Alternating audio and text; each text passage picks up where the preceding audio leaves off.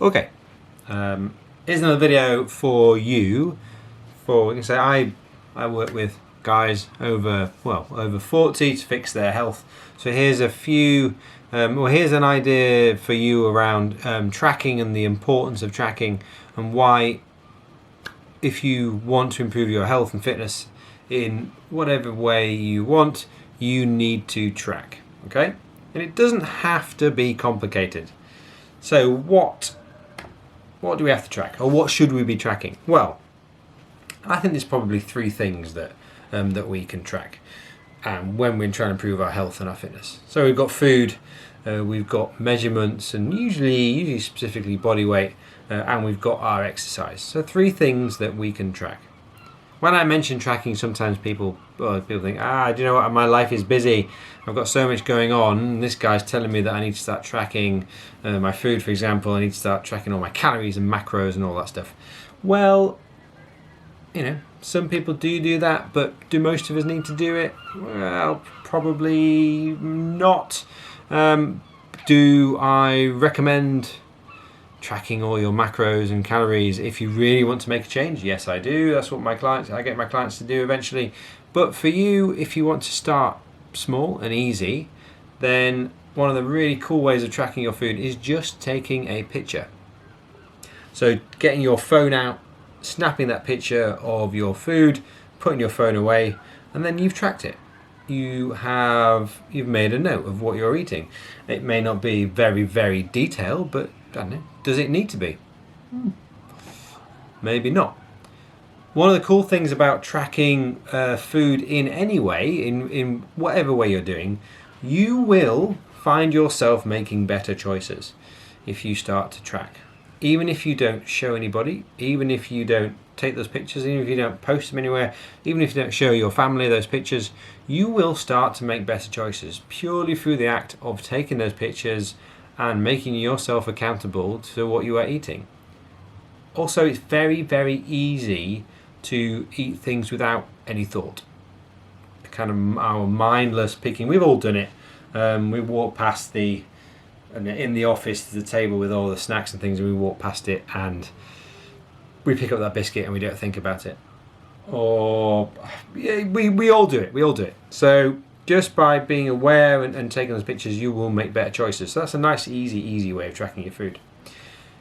So I've got measurements, and let's talk specifically about weight, because often that's something that a lot of people want to change.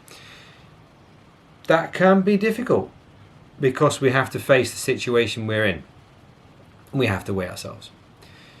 But if you want to improve that area of your life, you need to start tracking it. And where you are is where you are, and that's okay. You are now making a really positive change to fix that situation. If you don't track your weight, it's very difficult to know how well you're doing. Inside my program, we track things, and we keep an eye on when things are going well.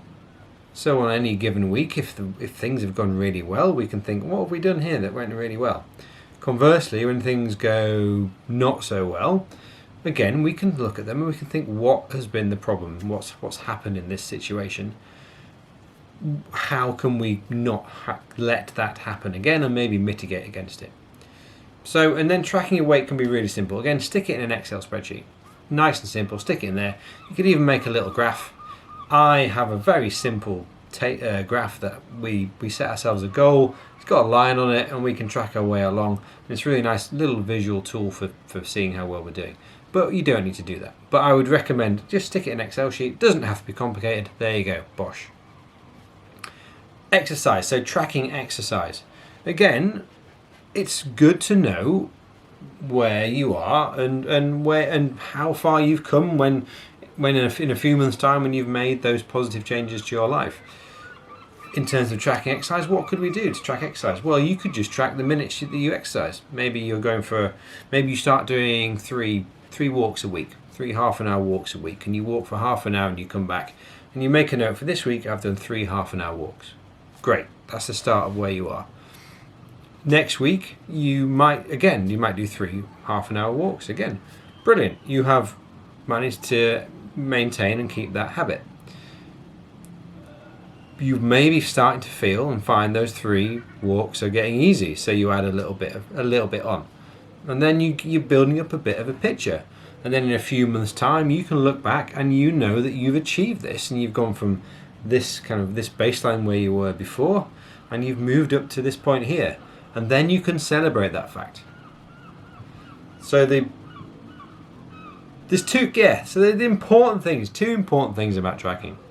It keeps you accountable to where you are. It keeps you accountable to what you're doing. Also, you're facing the problem, which is important. But kind of really importantly, also you can celebrate your success as you've moved along. So you know where you started and where you got to. And the way we are kind of success-driven beings. We like to feel success. And if we see in black and white, this is where we were, this is where I am now, that's going to make you feel good, and that's going to spur you on to keep going. Okay, I hope you found that video useful on tracking. So, track your food nice and simply, take a picture. Track your weight, stick it in an Excel spreadsheet, nice and simple, don't overcomplicate it. Tracking exercise, again, stick it in Excel. This week, what have I done? Next week, kind of push on a bit further. Alright, okay, cheers guys, bye.